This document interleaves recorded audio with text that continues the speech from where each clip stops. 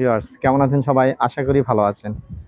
আমি আপনাদেরকে সতর্ক করতেছি, বর্তমানে আমরা যে পরিমাণে বিভিন্ন দেশে যাওয়ার জন্য ডুপ্লিকেট কাগজপত্র ইউজ করতেছি, যেমন ধরেন ব্যাংক সলভেন্সি, ব্যাংক স্টেটমেন্ট, এই জাতীয় যে কাগজগুলা বা পুলিশ ক্লিয়ারেন্স, সকল ক্ষেত্রেই আমরা বাংলাদেশের মানুষ যখন ডুপ্লিকেট কাগজপত্র ব্যবহার করতেছি, এই ক্ষেত্রে আমাদের যে সমস্যাটা হচ্ছে সেটা হচ্ছে যে আমরা অনেক ক্ষেত্রেই পিছিয়ে পড়তেছি। কারণ আমাদের পাসপোর্ট দেখলে ইমিগ্রেশন অফিসাররা অনেক সময় আমাদেরকে ফিরিয়ে দিতে চেষ্টা করে।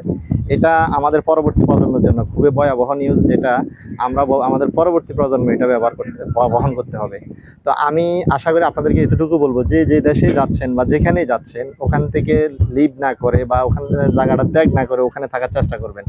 আর যতটুকু সম্ভব চেষ্টা করবেন যে ডুপ্লিকেট কাগজপত্র না দেওয়ার জন্য। এটা বাংলাদেশের জন্য ইমেজ সংকটে পড়বে এবং ভবিষ্যতে আমাদের ছেলেপেলে যারা আছে তারা ভবিষ্যতে ইউরোপের নামও নিতে পারবে না।